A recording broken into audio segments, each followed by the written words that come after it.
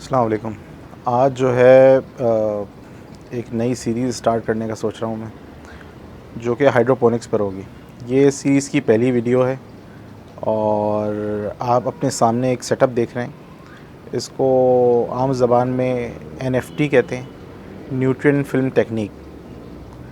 अलबत्ता थोड़ा सा अगर हम और डेप्थ में जाएँ तो न्यूट्रिएंट फिल्म टेक्निक ये प्योरली न्यूट्रिएंट फिल्म टेक्निक नहीं है, क्योंकि उसके अंदर फ्लैट पाइप्स इस्तेमाल होते हैं, चैनल्स इस्तेमाल होते हैं, और इसके अंदर आपने देखा है कि राउंड पीवीसी पाइप इस्तेमाल हुआ है, कॉमन वाला।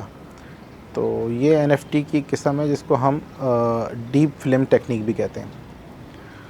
मैंने स्टार्ट से ही एकदम से आपको डिटेल में लेके चला गया।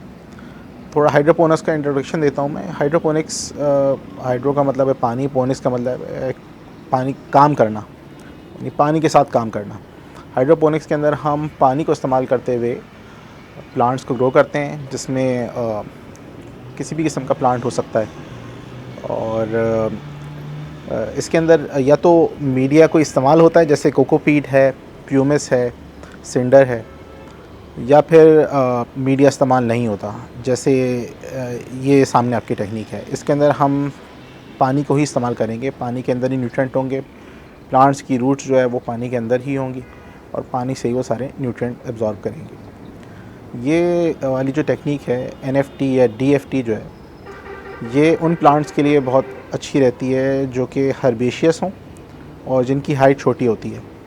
मिसाल के तौर पे हमारी तमाम ये जो ग्रीन लीफ वेजिटेबल्स हैं, जिसमें पालक है, मेथी है, सरसों है, और धनिया है, पुदीना है, और बेसिल है। इसके अलावा जो हर्ब्स होती हैं मुख्तलिफ़ किस्म की, एक तो हमारी लोकल हर्ब्स हैं, धनिया और पुदीना, सोया, और बाकी जो इटालियन हर्ब्स होती हैं जैसे रोज़मेरी है, थाइम है, ऑरिगानो है, एक्सेट्रा। तो ये सारे ऐसे प्लांट्स हैं जो कि हर्बेशियस है।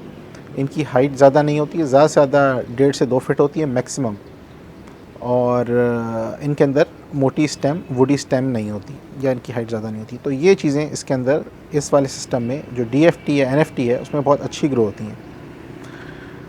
ये सामने आपके जो सिस्टम नज़र आ रहा है, अब आप इसके लेफ़्ट साइड पे देखिए। लेफ़्ट साइड पे आपको एक बकेट रखी हुई नज़र आ रही है, जिसमें से एक पाइप निकल रहा है और वो एक पाइप के अंदर जा रहा है। मैं आपको इसका क्लोज़ एक शॉट भी दूंगा ताकि अंदाज़ा हो कि सिस्टम किस किस्म का है।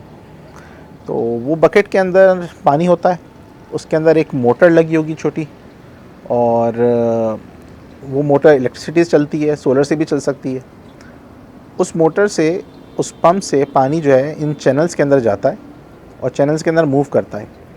इन चैनल्स के एंड पर एंड कैप लगा हुआ है, और एंड कैप के साथ दूसरा एक पाइप फिक्स है जो एक चैनल का पानी दूसरे चैनल में या दूसरे पाइप के अंदर लेके जाता है। तो जब पानी पहले ऊपर के 2 पाइप्स हैं उसके अंदर सर्कुलेट को हो जाता है, तो फिर वो नीचे वाले पाइप में चला जाता है, और फिर नीचे वाले पाइप से सर्कुलेट होता हुआ वापस उस बकेट में गिर जाता है। इस टेक्निक को इस्तेमाल करते हुए हमारे न्यूट्रिएंट जो है वो बहुत ज़्यादा कंज़र्व रहते हैं, हम ज़ाया नहीं करते। मिसाल के तौर पे जैसे हमारी कन्वेंशनल हम लोग ग्रोइंग करते हैं, पॉट्स के अंदर है या फिर ग्राउंड के अंदर है, तो अगर हम ऊपर से कोई फर्टिलाइज़र डालते हैं या सॉइल के अंदर या कोई भी फर्टिलाइज़र हम मिक्स करते हैं, तो वो जब हम पानी देते हैं तो वो पानी के साथ डिज़ोल्व होके कुछ तो प्लांट्स की रूट्स को मिल जाता है, और बाकी जो है वो रन ऑफ हो जाता है, यानी कि वो या तो सॉइल में निकल जाता है, या फिर जब पॉट्स के बॉटम से पानी निकल जाता है तो अपने साथ काफ़ी सारे न्यूट्रिएंट लेके निकल जाता है। तो हमारा न्यूट्रिएंट जो है प्लांट कम्प्लीटली एब्जॉर्ब नहीं कर पाता, काफ़ी हिस्सा उसका ज़ाया हो जाता है। प्लस सॉइल के अंदर मुख्तलिफ़ किस्म के माइक्रोब्स होते हैं, मुख्तलिफ़ किस्म के और केमिकल्स होते हैं, ऑर्गेनिक और इनऑर्गेनिक, जो कि प्लांट्स की रूट्स से उन न्यूट्रिएंट की एब्जॉर्प्शन को रोकते भी हैं, और मुख्तलिफ़ किस्म के उन न्यूट्रिएंट के साथ कंपाउंड्स बनाते हैं, जिसकी वजह से उसकी एब्जॉर्प्शन पे इफ़ेक्ट आता है। हाइड्रोपोनिक्स में ऐसा नहीं होता। हाइड्रोपोनिक्स में हम पानी इस्तेमाल करते हैं, पानी इनर्ट होता है। इसके अलावा हम कोई भी दूसरा मीडियम इस्तेमाल करते हैं, जैसे कोकोपीट है, प्यूमिस वगैरह, वो भी इनर्ट होता है, यानी कि उसके अंदर और कोई किस्म का न्यूट्रिएंट नहीं होता, किसी किस्म का सॉल्ट नहीं होता। तो इस सूरत में प्लांट्स की रूट्स को जो है वो न्यूट्रिएंट ज़्यादा इजीली अवेलेबल होते हैं, उसको एब्जॉर्प्शन करने में आसानी रहती है।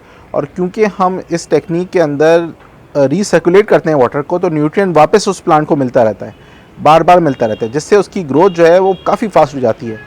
मतलब कि 4 टाइम्स 3 टाइम्स जो है वो नॉर्मल सॉइल ग्रोन से जो हाइड्रोपोनिक्स की ग्रोथ है वो फास्ट होती है। तो पूरी दुनिया में ये तरीका इस्तेमाल हो रहा है, ख़ास तौर पे लीफी ग्रीन्स के लिए। और बड़े बड़े ग्रीन हाउसेस बना के इसके अंदर जो है ये इस किस्म के चैनल्स बना के NFT के, DFT के और ये सैलेड लीव्स वगैरह ये ग्रो किए जाते हैं पूरी दुनिया के अंदर। इसके अलावा हाइड्रोपोनिक्स पे बहुत सारा क्या नाम है, टोमेटो वगैरह भी ग्रो किया जाता है, मतलब बहुत सारे वेजिटेबल भी ग्रो किए जाते हैं। इससे पर यूनिट आपका एरिया जो है, इसकी यील्ड जो है वो बहुत ज़्यादा है। मिसाल के तौर पे अगर हम कन्वेंशनल मेथड से पर यूनिट एरिया में हम 4 किलो टमाटर लेते हैं, तो हम हाइड्रोपोनिक्स से उसी जगह से तकरीबन 35 से 40 किलो तक टमाटर ले सकते हैं। हाइड्रोपोनिक्स की जो टेक्निक है वो मतलब उसके अंदर थोड़ी सी मतलब कि क्या कहते हैं इसको, टेक्निकलिटी ज़्यादा है। हमें इसमें pH का ख्याल रखना पड़ता है, पानी का ख्याल रखना पड़ता है, न्यूट्रिएंट की स्पेसिफिकेशन का ख्याल रखना पड़ता है, लेकिन उसका जो रिज़ल्ट है वो बहुत ज़बरदस्त है। और मामूली सी अगर आप इसके अंदर आपको केमिस्ट्री की कोई नो हाउ है, तो आप इसको बहुत अच्छे तरीके से अपने घर पे भी कर सकते हैं, और कमर्शियल लेवल पे तो ये है ही कामयाब। ये बड़ी हैरानी की बात है कि इस वक्त पाकिस्तान के अंदर बहुत कम लोग हाइड्रोपोनिक्स की तरफ जा रहे हैं, जिसकी वजह मैं समझता हूँ कि यहाँ पे इस बारे में एजुकेशन कम है कि हमें किस तरीके से साइंटिफिकली अप्रोच के साथ साथ अपने क्रॉप्स को लेके चलना है, और हम किस तरीके से एक बहुत छोटे एरिया पे ज़्यादा क्रॉप उगा सकते हैं। अब ये वाला अगर हम पॉइंट हम लें कि हम छोटे एरिया पे हम ज़्यादा क्रॉप उगा सकते हैं, तो क्यों ना हम हाइड्रोपोनिक्स घरों में करें, अपने घर की छतों पे, बालकनी के अंदर, ताकि जो रेगुलर फ्रेश चीज़ें हमें बाज़ार से लानी पड़ती हैं वो क्यों ना हम बिल्कुल साफ़ सुथरी और ज़्यादा न्यूट्रिशियस चीज़ें अपने घरों पर ख़ुद उगाएं। तो इसी सिलसिले में बस मैं ये बना रहा हूँ वीडियोज़, और इसकी इंशाल्लाह सीरीज़ चलेगी। पहला इस पे NFT का है, जो इसी वीडियो के अंदर फिर मैं आगे इसको लेता हुआ चलूँगा, इसके अंदर हम प्लांट्स लगाएंगे। फिर दूसरा इंशाल्लाह डच बकेट के ऊपर आएगा, फिर क्रैटकी के ऊपर आएगा। तो पर्पस जो है वो इन वीडियोस का बेसिक्स जो है वो सिखानी है हाइड्रोपोनिक्स की, कि आम लोगों को समझ में आ जाए कि किस तरीके से होती है, लोग उसको ख़ुद ट्राई करें, सिस्टम्स बनाएं, अपने घर के अंदर ग्रो करें, और एक अच्छी हेल्दी क्या नाम है वेजिटेबल हर्ब वगैरह यूज़ करें, तो उससे उसके हेल्थ पे भी असर पड़ता है। अब मैं आपको उसको करीब से दिखाता हूँ कि ये जो छोटा सा सिस्टम है ये किस तरीके से कंस्ट्रक्ट किया है। बहुत इजी है, सारे मटेरियल लोकली हार्डवेयर स्टोर से मिलें, इसमें कोई भी बात नहीं है मुश्किल कि आपको कहीं से मंगवाना पड़े ऑनलाइन वगैरह। इसके अलावा जो इसके अंदर पंप लगा हुआ है वो एक छोटा DC पंप है, जो कि मेरे ख्याल में 5 वाट DC लेता है, और इसका फ़्लो रेट जो है तकरीबन 10 लीटर पर मिनट है। तो उसमें मैंने वॉल्व लगा दिया ताकि इसका फ़्लो कम हो, इसमें हमें 10 लीटर पर मिनट का फ़्लो नहीं चाहिए। जो रेज़रवायर है मेरा वो तकरीबन 30 लीटर्स का है। 30 लीटर्स इस वजह से रखा है क्योंकि पानी इन पाइप्स में भी स्टोर होता है, तो और फिर वापस भी आता है। तो थोड़ा सा इतना रेज़रवायर अगर आप छोटा रखेंगे, तो जब इनकेस आप बंद करेंगे तो सारा पानी वापस आएगा और वो फिर ओवरफ्लो करेगा। तो ये आपको अप्रोच इतना रखनी है कि आपका जो रेज़रवायर कम से कम 30 लीटर्स का हो। वो साइज़ के हिसाब से है कि आप कितने पाइप लेंगे और उसमें कितना इंच का पाइप है डायमीटर का, आपको रेज़रवायर कितना रखना चाहिए। और जितना बड़ा रेज़रवायर रखेंगे उतना ज़्यादा बेहतर है, ताकि टेम्परेचर की फ्लक्चुएशन वगैरह ना हो बाद में। तो चले मैं अभी आपको उसको करीब से दिखाता हूँ कि किस तरीके से बना है। ये बिजली का एक पॉइंट है, इससे तार जा रहा है इसके अंदर। ये रेज़रवायर हमारा, मैं इसको करीब से दिखाने की कोशिश करता हूँ। मेरे ख्याल में अंदर अंधेरे की वजह से शायद नज़र ना आए, लेकिन बहरहाल कोशिश करता हूँ मैं। ये देखें, ये पानी वापस गिर रहा है, और ये नीचे एक ब्लैक रंग का पंप लगा हुआ है, बीच में वॉल्व मैंने आपको बताया लगा है ताकि इसका फ़्लो रेट ज़रा कम रहे।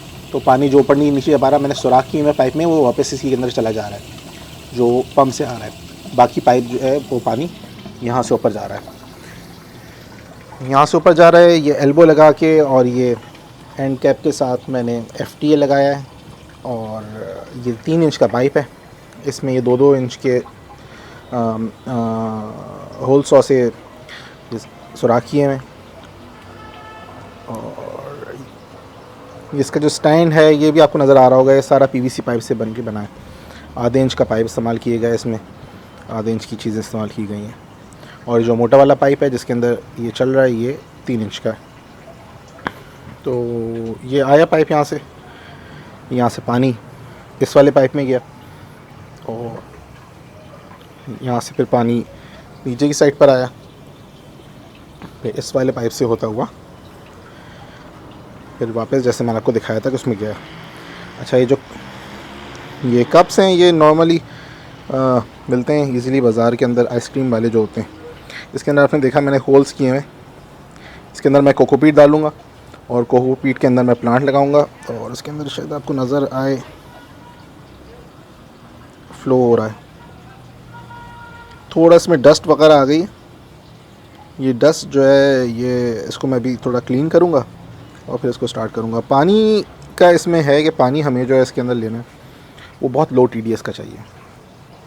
ये एक इसकी जो है समझिए एक लिमिटेशन है कि पानी हमें जो चाहिए वो RO का पानी चाहिए, जो कि मैक्सिमम 80 ppm TDS का हो, इससे ज़्यादा ना हो, क्योंकि बाद में हम इसमें न्यूट्रिएंट ऐड करेंगे।